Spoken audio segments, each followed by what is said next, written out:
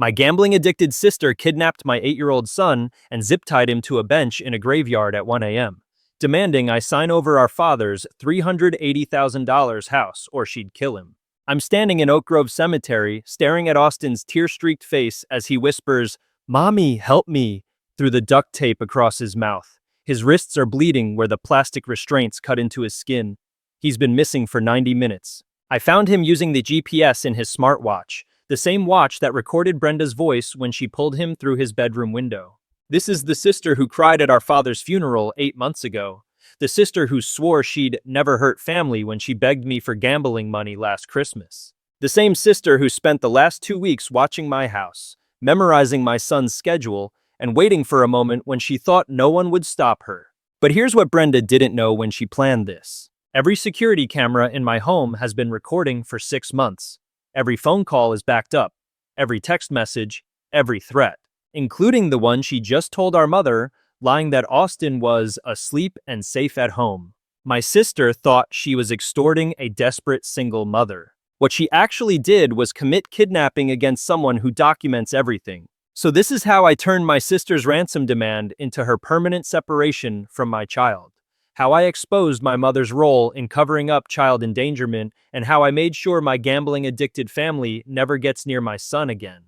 But first, you need to understand how a golden child's inheritance greed crossed a line it could never come back from. 8 months before I found my son zip-tied in a graveyard, my father died of a heart attack at 62. His will split the family exactly the way it always had. The responsible daughter got the house and the responsibility. The golden child got cash, no strings attached. I inherited the $380,000 family home, the same place where I was already raising Austin as a single mother. Brenda received $50,000 in liquid assets, which should have been enough to reset her life. It wasn't. My mother, Patricia, had spent 34 years insulating Brenda from consequences. When Brenda crashed her car drunk at 23, Mom paid for the lawyer. When she got evicted, Mom covered the new deposit. When credit cards were maxed out in Atlantic City, Mom called it recreational gambling and helped with minimum payments. Brenda just needs time to find herself, Mom would say. Like self-discovery required a casino and a credit line. 4 months after Dad's funeral, the $50,000 was gone. Slot machines, blackjack, online poker. By Christmas, Brenda was calling me twice a week. "It's temporary, Alicia, just until I get back on my feet." But Brenda had never gotten back on her feet.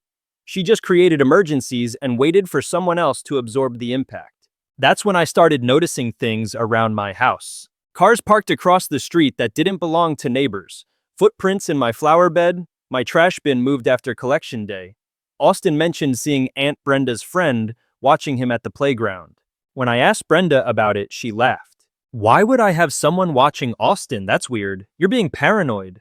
Paranoid was her favorite word for shutting me down. So I spent $3,000 on a security system, 16 cameras, motion sensors, smartphone alerts, cloud backup, every angle covered. Mom said I was overreacting. Brenda's family, she'd never heard Austin, but I was a mother first and a daughter second. And if something felt wrong, I was going to protect my son. I just didn't realize how soon those cameras would end up saving his life. 3 weeks after I installed the security system, Austin disappeared. It was a Tuesday night in late March. He had school the next morning, so bedtime was firm. 8:30, no exceptions. I tucked him in, kissed his forehead, and went downstairs to finish work emails. At 11:30, I went to check on him before bed. His room was empty. The window was wide open. The screen lay bent on the grass below. His bed was still warm, the blanket kicked aside like he'd been pulled out mid-dream. My son was gone. I opened the GPS app tied to Austin's smartwatch, the one he wore everywhere because it made him feel like a secret agent. The blue dot that marked him was moving. Away from our neighborhood, away from anything familiar. The dot headed toward the edge of town, where streetlights thinned and houses disappeared. Places people didn't go unless they wanted privacy. I grabbed my keys, ran to the car, and dialed 911 as I backed out of the driveway. "My 8-year-old son is missing. Someone took him from his bedroom. I have live GPS coordinates." The dispatcher asked questions while I drove, but my eyes stayed locked on the screen. The blue dot stopped 20 minutes outside town, in a place I recognized but had never visited at night. Oak Grove Cemetery. Someone had taken my child to a graveyard. I hung up with 911 and called Brenda.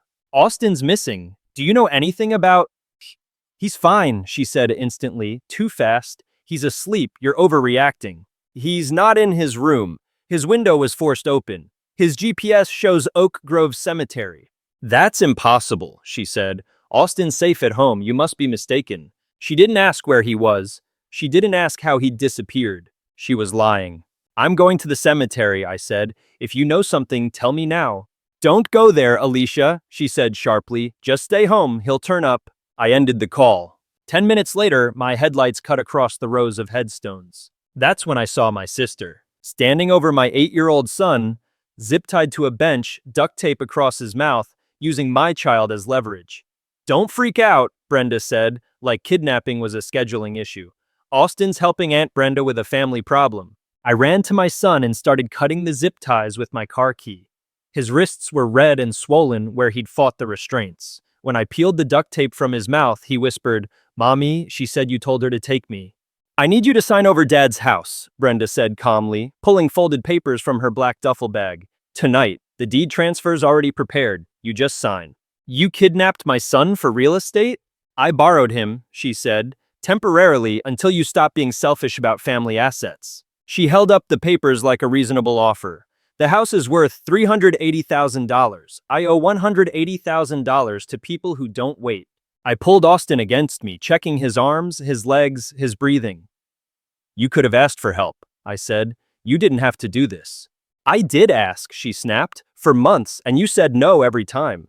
Headlights swept across the cemetery entrance. My mother's silver Honda rolled into the gravel lot. Patricia hurried over. Thank God you're here. Brenda said there was a misunderstanding. Mom, she tied Austin to a bench and threatened to kill him unless I signed over the house. That's not how Brenda explained it, she said immediately, moving to stand beside her. She said she needed to talk to you urgently. Austin was zip-tied with duct tape over his mouth. Patricia waved her hand.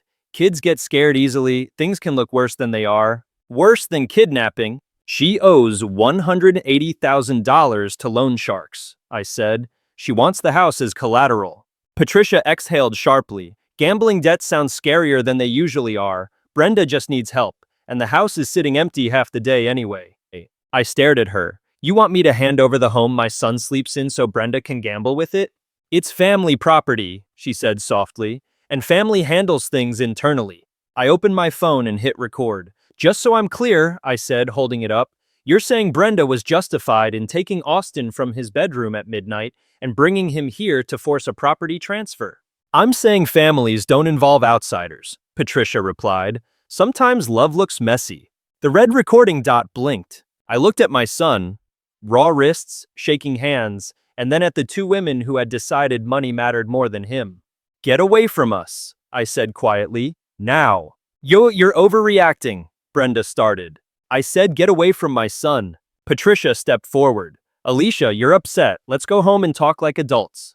I drove away knowing something irreversible had just happened, and that I had 47 minutes of recorded proof that my family had chosen extortion over a child.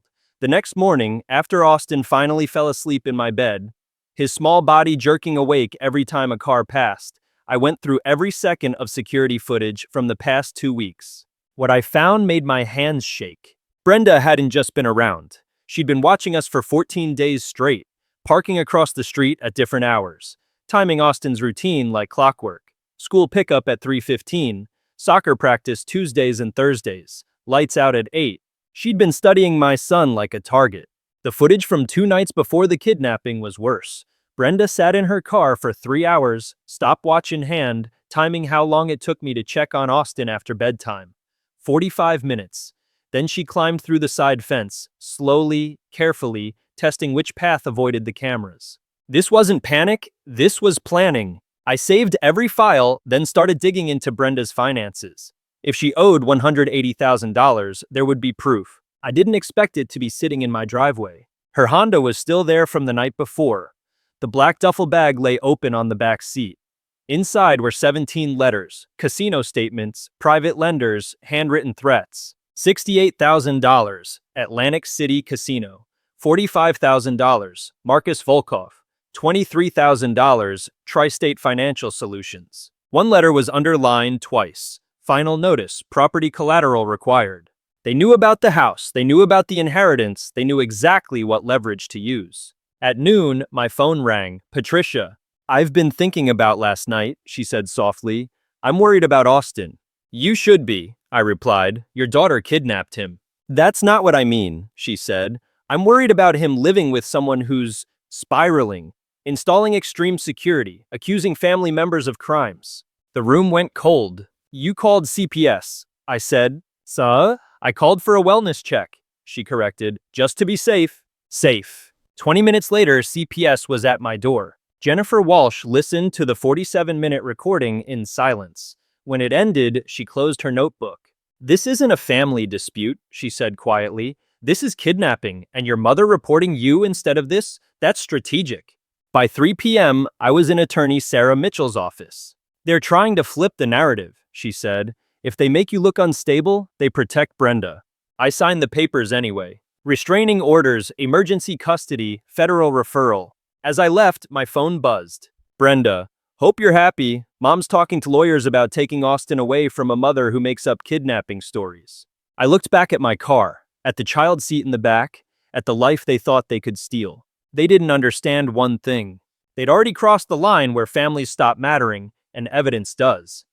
Sarah Mitchell called me back 3 hours later. Alicia, I need you to come in immediately. We've reviewed everything you provided, and this case is bigger than we initially thought. Back in her office, the conference table looked like a crime scene. Security footage stills, audio transcripts, financial documents, legal briefs stacked in precise rows. Let's start with what you already have, Sarah said. 47 hours of security footage showing premeditation, 47 minutes of audio recording documenting the crime and your family's response, 17 threatening letters proving motive. She turned her laptop toward me. But the security footage revealed something else. Your sister didn't just plan this kidnapping, she recorded herself explaining it. The video showed Brenda sitting at my dining table 2 weeks earlier, casually talking to someone off camera while Austin played in the living room. I can't keep stalling Marcus, Brenda said. He wants the house as collateral or he's going to make me disappear. Alicia won't just hand it over, so I'm going to have to get creative. The off-camera voice asked, what kind of creative? The kind that uses leverage she can't ignore. Austin's schedule is predictable. His bedroom window doesn't have sensors. If I take him somewhere isolated and give her an ultimatum, she'll sign anything to get him back. Sarah paused the video. She planned your son's kidnapping the way normal people plan a renovation, she said quietly. Calm, methodical, detached. I sat in stunned silence, watching my sister plan my son's kidnapping like a business meeting. Not rage, not panic, just logistics. The footage continued. I already found the perfect location, Brenda said, holding up her phone. Oak Grove Cemetery. No witnesses, no traffic, no cell towers nearby. Just us and a very simple business transaction. There's 22 minutes of this, Sarah said. Timing, escape routes, backup plans in case you involved police. She switched files. The financial documents fill in the rest. Marcus Volkov isn't just a private lender. He's connected to organized crime. These letters reference your father's house by address, purchase price, and current market value. One handwritten note was circled in red. Chen Property, 1247 Maple Street acquired, 2019, $285K. Current value $380K. Sufficient collateral for remaining debt.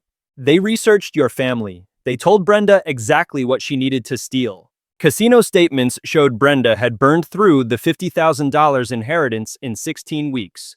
Loan applications showed forged signatures, mine. Property assessments requested without my knowledge. She's been forging your name for months, Sarah said. 3 credit applications, 2 loan modifications, all fraud. Then came the phone records. Your mother made 8 calls during the kidnapping window, Sarah said. CPS, police, family, friends. She played one. Patricia's voice was calm, reassuring. Austin's sleeping peacefully. Alicia's having some kind of breakdown. I'm worried she might hurt him if this continues. 8 lies. 8 separate attempts to cover up a kidnapping while it was happening. She didn't lie after the fact. She lied in real time while my son was zip-tied to a bench, crying for me. The final document was the psychologist's report. Austin shows classic symptoms of kidnapping trauma, Sarah read. night terrors, separation anxiety, repetitive reassurance seeking. Dr. Martinez wants to testify, she added. She's calling this textbook family-perpetrated child abuse. By evening, the evidence filled multiple federal case binders. An FBI agent reviewed everything, Sarah said. He called this the most thoroughly documented kidnapping case he's seen in 15 years. I looked at the files: video, audio, letters, confessions. Wow, what happens now? I asked. Now, Sarah said, we file federal kidnapping, extortion, child endangerment, obstruction, and fraud. Minimum sentences measured in decades. And Austin. Permanent restraining orders, supervised visitation only, legal recognition that what happened to him was real and unforgivable. That night, Austin slept in my bed again. Mommy, he whispered for the 5th time, are they going to take me away again? No, I said, holding him close. Never, I promise. Tomorrow wasn't a metaphor. It was arrest warrants, federal agents, and a courtroom where nobody would ever be able to call this a family misunderstanding again. The next morning, Sarah's office felt like a war room. FBI agent Thompson sat across from me, flanked by a federal prosecutor named David Chen and a victim advocate specialist. File folders covered the table: video stills, transcripts, financial records, psychological reports. We've coordinated with 3 agencies, Agent Thompson said: FBI for kidnapping, State Police for fraud, Child Protective Services for endangerment. He opened a thick folder. Your sister is facing federal kidnapping, 8 to 20 years. Add extortion, fraud, and child endangerment, and we're looking at consecutive sentences. I swallowed. And my mother? Obstruction of justice, accessory after the fact, false reporting, the prosecutor said. Her phone records show she knew about the kidnapping while it was happening and actively helped cover it up. Sarah leaned forward. The real question is timing. We can arrest them quietly, or we can make this public. Agent Thompson nodded. Given that they've been attacking Alicia's credibility, public arrests are the strongest move. That afternoon, the calls started, one after another. Uncle Robert, Cousin Michelle, Aunt Linda. Different voices, same script, paranoid, unstable, dangerous around her own child. They weren't asking questions, they were rehearsing a story. By evening, the retaliation escalated. The call from Austin's school came at 4:12 p.m. Mrs. Chen, your sister is here, the principal said carefully. She's claiming she has temporary guardianship. My blood went cold. Do not let her near my son. I was on the road in seconds, calling Sarah as I drove. She has papers, I said, fake custody papers. We're accelerating everything, Sarah replied. Agent Thompson is moving arrest to tomorrow morning. At the school, Brenda stood in the principal's office, clutching forged documents and wearing the same sweet, wounded expression she'd used my entire life. Alicia's been threatening family members, she was saying softly. Our mother and I are worried about Austin's safety. I didn't argue. I opened my phone and played 30 seconds of cemetery audio. Brenda's voice filled the room. Sign the house over, or Austin and I are going to take a much longer trip. The principal's face drained of color. Ma'am, she said to Brenda, please leave immediately. Security will escort you out. As Brenda was led away, she turned back, eyes burning with hatred. You have no idea what you've started, she hissed. Family doesn't do this to family. That was the moment I understood something with absolute clarity. This wasn't about money anymore. It wasn't even about Brenda. It was about stopping them before they took my son again, legally or otherwise. That night, Sarah called with final coordination. Arrests at 9 a.m., she said. Brenda first, Patricia 30 minutes later, public locations, media present. Agent Thompson came on the line. They've spent weeks calling you unstable. Tomorrow, everyone who heard those lies will watch them put in handcuffs. I looked at the warrants spread across Sarah's desk. Federal charges, mandatory minimums, no family counseling, no forgiveness tour. For a moment, I felt something that might have been sadness. Then I remembered Austin's voice in the cemetery, muffled by duct tape, whispering, Mommy, help me. Do it, I said. And in that moment, I understood exactly what I was choosing. There would be no family left to reconcile with, only a child left to protect. Agent Thompson's voice was grim but steady. Tomorrow morning, the story ends. I drove home knowing that by this time tomorrow, my sister would be in federal custody, my mother would be facing felony charges, and everyone who called me paranoid would be watching justice unfold in real time. Everything was ready. And this time, the whole community would be watching. At 8:45 a.m., I stood in the produce section of Kroger, pretending to examine oranges, while FBI agents quietly positioned themselves throughout the store. Agent Thompson's voice came through my earpiece. Target approaching from the parking lot. Same black duffel bag. Brenda walked in like she owned the place, scanning the aisles until she spotted me near the apples. She smiled, the confident smile of someone who thought she still had control. "Alicia, we need to talk," she said loudly, making sure nearby shoppers could hear. "This family emergency has gone on long enough." I picked up another orange, calm, steady. "What emergency would that be, Brenda?" "Austin's safety," she replied, raising her voice. "Mom and I are concerned about your mental state, the threats you've been making, the paranoid accusations." A young mother with 2 kids slowed her cart nearby. An elderly woman froze mid-reach for bananas. "What accusations?" I asked. "You've been telling people I kidnapped Austin," Brenda said, shaking her head sadly, "that I tied him up, threatened him. It's insane. Everyone knows you're spiraling." The produce section was filling now. Commuters, retirees, store employees restocking shelves. "Perfect. So you're saying," I said evenly, "that you never took Austin from his bedroom at midnight and brought him to Oak Grove Cemetery?" "Of course not," she snapped. "That's exactly the kind of delusion that proves you need help." I raised my phone. "Then you won't mind if everyone hears this." Her confidence flickered. I pressed play. Her voice echoed through the produce section, clear, unmistakable. "I need you to sign over Dad's house, tonight. The deed transfer is already prepared." A banana hit the floor. "I owe some very serious people $180,000, Brenda's recorded voice continued. "They don't negotiate." My voice followed. Austin was zip-tied to a bench with duct tape over his mouth. Then Patricia's voice, "Kids exaggerate. Maybe the restraints were looser than they looked." The entire produce section went silent. At least 20 people stood frozen, listening to a recorded confession of child kidnapping and extortion. Brenda's face drained of color. That's out of context." "The context," I said calmly, "is that you kidnapped my 8-year-old son and held him for ransom, and everyone here just heard you admit it."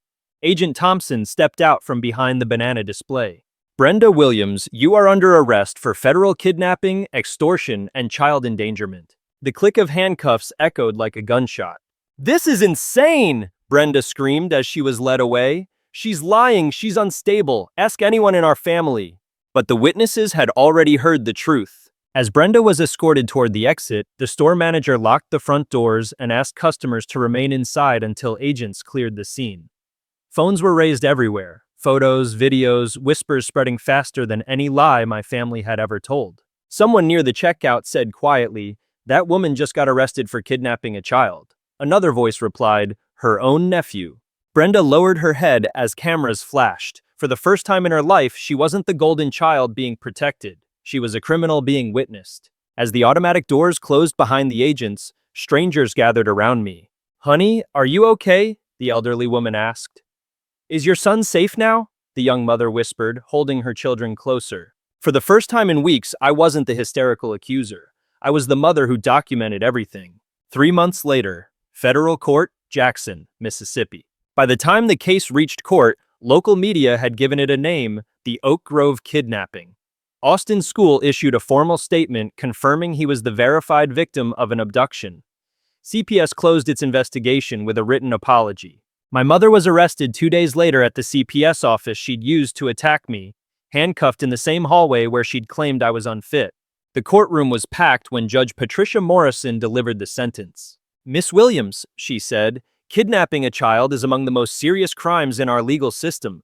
That this child was your nephew makes your actions particularly egregious." She reviewed the evidence, video premeditation, audio confessions, expert testimony. "Your claim of a family misunderstanding is contradicted by your own words. For federal kidnapping, 15 years, for extortion, 7 years consecutive, for child endangerment, 3 years concurrent.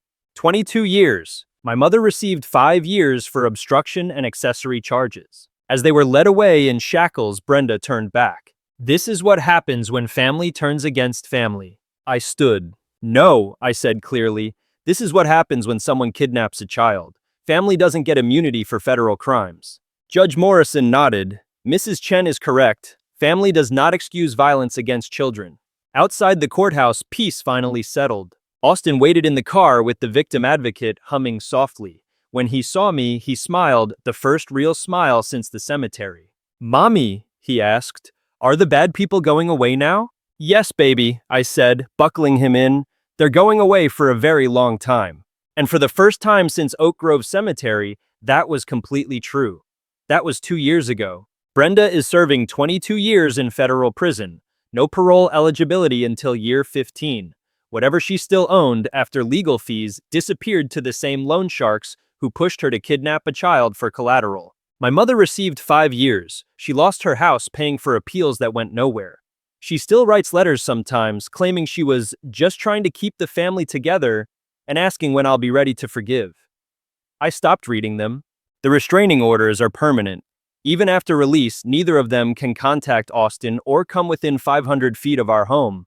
The federal judge was explicit. Some lines don't get crossed twice. Austin is in therapy, and he's healing. The night terrors stopped after 6 months. He still asks questions sometimes. Why did Aunt Brenda want to hurt me? Why didn't Grandma help? Dr. Martinez says that's normal. Healthy even. He's 9 now. He plays soccer, builds Legos, and has sleepovers with friends whose families I've carefully vetted. He knows what happened to him was real, serious, and not his fault. He also knows it will never happen again. I kept the house, upgraded the security system, changed the locks. Austin helped me repaint his bedroom a different color. "So it feels like mine again," he said. The extended family split exactly how you'd expect. Some people accepted the evidence and cut contact completely. Others decided I was vindictive for pressing charges instead of handling things privately. I don't miss the ones who believe kidnapping should be forgiven for the sake of family unity. The community response surprised me. Austin's school created new safety protocols because of our case. Local news ran follow-ups on family-perpetrated child abuse. I still get emails from parents who escaped similar situations and needed proof they weren't crazy. Last month, Austin came home with a permission slip. "There's a field trip to Oak Grove Cemetery," he said casually. "History class." I studied his face. "How do you feel about that?" He shrugged. "It's just a place now. The bad thing that happened there is over." 9 years old, and he understood something it took me decades to learn. Places don't stay scary forever when the people who made them dangerous are gone. I signed the slip. This morning, Austin's alarm went off at 7:30. He got dressed, brushed his teeth, and came downstairs for breakfast. Our routine for 2 peaceful years now.